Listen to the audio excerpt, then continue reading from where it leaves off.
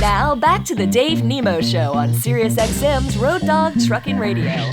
Hey, it's Lewie Pugh here. Come over to our booth at OOIDA. It's booth 235 where the East Wing meets the South Wing. Stop by. We got a whole bunch of free stuff. See myself, our great president, Todd Spencer, longtime advocate of trucker, and thanks for what you do, truckers.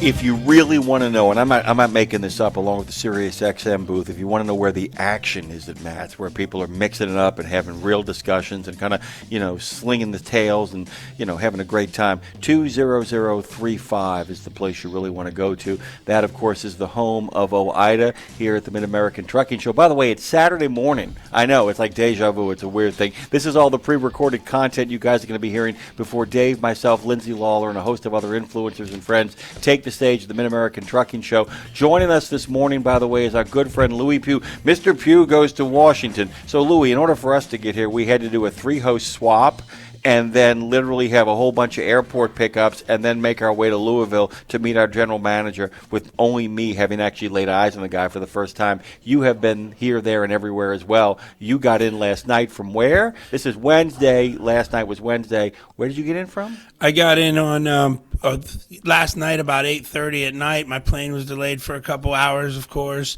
and from the great Washington, D.C., our nation's capital, I left home at Saturday morning about 3:30 in the morning, went to the Kansas City airport, caught a flight to Ohio, stopped there for a day and a half to visit some family, and then from Ohio jumped on another plane to Washington, D.C., and I spent all day Monday and Tuesday on Capitol Hill, shaking hands, kissing babies, whatever you want to say, or some talking to lawmakers. And insisting that people get off their asses, I believe. And do something. And all of that was in preparation, because Wednesday morning we were honored to testify in front of the House, Congressional House T&I Committee about all the issues that's affecting truckers out there right now. And then it was all in preparation of the highway bill, because as we know, Trucking Super Bowl in Washington is kicking off with the highway bill.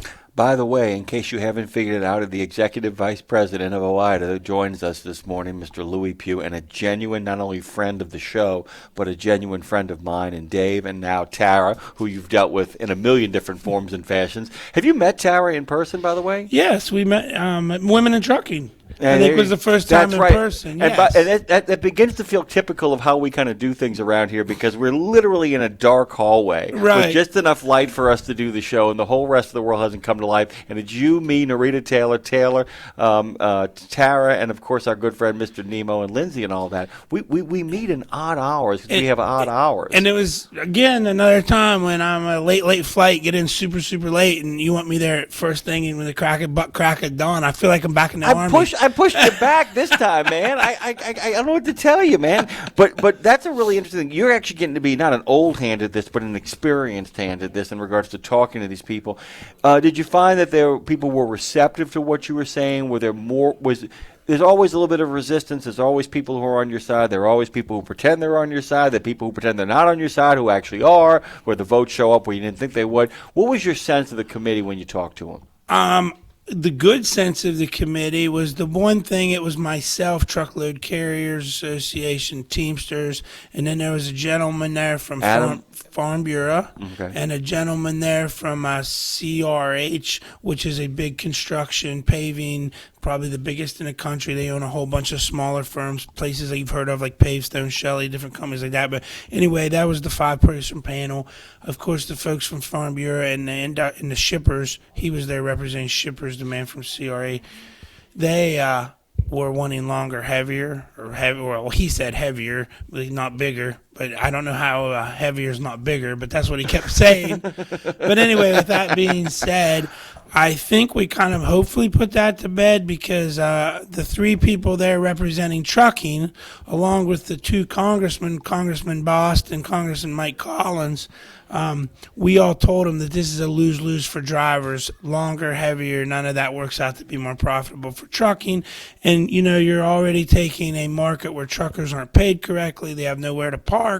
There's all these problems in our industry. We have a 90% turnover rate in our industry, and we can't figure out why we can't keep people. And now you want them to haul more weight for less money. I mean, Home Depot said in a hearing earlier this year, yeah, we want trucking to haul more, and we're not going to pay them more. And I reminded the lawmakers of that yesterday. So you want them to make their job that much tougher. We've got a survey out there that in 2022, 68% of truckers said it would make their job harder if trucks were heavier or longer, and 85% of them said it would make our roads less safe. Do they understand that there are more voters who are actually truckers than there are than our executives? Do they actually process that in your brain? Some do. I mean, some do, of course, but some do not. It's funny to me, though. It's just Washington's a crazy place, and it's funny the lawmakers, how they flip sides and flip-flop, and it's on both sides of the aisle. Congress lady from the state of Ohio a couple years ago, she just jumped my butt all over about speed limiters and how she's from Ohio and how Ohio should never raise speed and these dangerous trucks and blah, blah, blah, blah, blah. Guess whose side she was on yesterday? Yours? No, longer and heavier.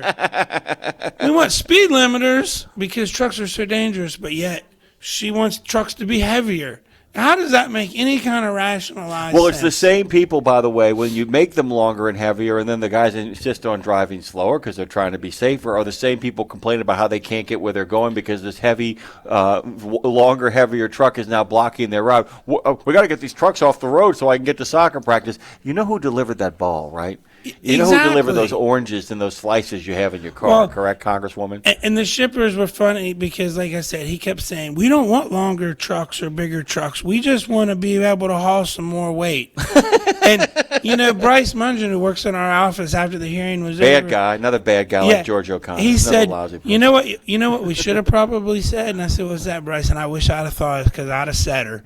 If you tell your wife that she's heavier but not bigger, do you think she can understand the difference or will accept the difference? Well, it's physics, Louis. It's a singularity. You see, it's kind of the way it's the same shape. It just happens to have more weight inside of it, so it's fine. Yes, exactly. No, baby, you're heavier because of your musculature. It's because you built up muscle mass, is what you can tell them.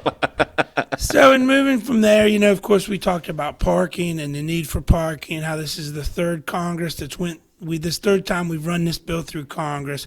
Everybody knows we need it. It's bipartisan. Quit dancing around it. Get the intestinal fortitude. I had to be careful there because it makes me so freaking irate that we can't pass something that we all know that we need. Quit trucking around. Yeah, exactly. Quit trucking around. We went from, we talked about that. We talked about non-domicile CDLs and, What a mess. Yeah, what a complete mess. What a loophole mess that is. Totally mess. And, truckers, that's the top complaint of our members right now is truckers not being able to maybe speak English, read, write, check signs, the safety issue of that. And this whole, and you know what's sad? We found out because OOIDA's trying to figure out how big this problem really is, put our get our arms around it, to figure out what to do. And they pulled the rug, so they basically stopped issuing out-of-service orders for people not being able to speak English. 100%. That was their solution to the problem. 2015, we take that out. See, I read stuff. I actually keep up with it. But OOIDA, we repetitioned CVSA in New Orleans, in your town, buddy, in about a month. We're going to have a big old debate. Dave's going to be there, by the way, and you ought to get Dave on your side, dude, because when Dave gets on somebody's side, all hell comes to breakfast, man. So we're going to be talking about this. We brought it up in the halls of Congress, but the scary thing is nobody's even keeping track. Nobody knows how many of these non-domicile CDLs are Well, and let's make there. this really clear, too, because I said this on the air. I don't know if you were listening yesterday, but one of the things I said, Louis, I said, look, we're not talking about somebody comes across the sea, somebody goes through the proper process of kind of going to become a citizen of the country. They do their bit for God and country. They go to English as a second language class. They pass all the tests. They do all the groovy stuff. Nobody's got a problem with immigrants or people who have English as a second language. But English as a second language means you can speak it as a second language, right? I mean, this has got to start being enforced. Right, exactly. But it's also is the unintended consequence. If you start handing out those hours out of service orders, you also begin to figure out what companies are doing this.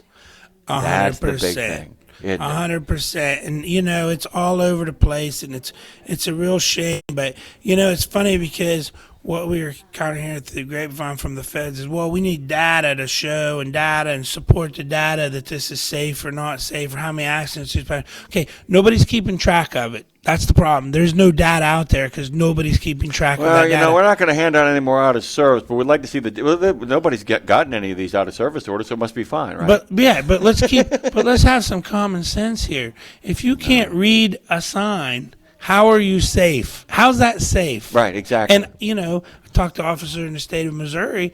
They're writing the violation, but of course they can't put them out of service, so they give them the violation on the FMCSR because they can't speak English. I mean, there's a tipping point that gets reached, though, where somebody finally says, you know what, we're putting them out of service. We don't care. We're going to put them out of service. And there's a tipping point that will be hit like that. Louis, we're almost out of time here. 20035. If you disagree with either Louis or I, we'll meet you over there, and we'll talk to you about this. Yeah, and stop by the booth. Speed limiters, I'm going to bring up real quick because I know it's hot with drivers, but stop by the booth. We are running a discount this week for the show. $35 is booth 235. I'll be there. Todd Spencer, our president's there. Great staff's there. If you got questions, comments, stop by, say hello.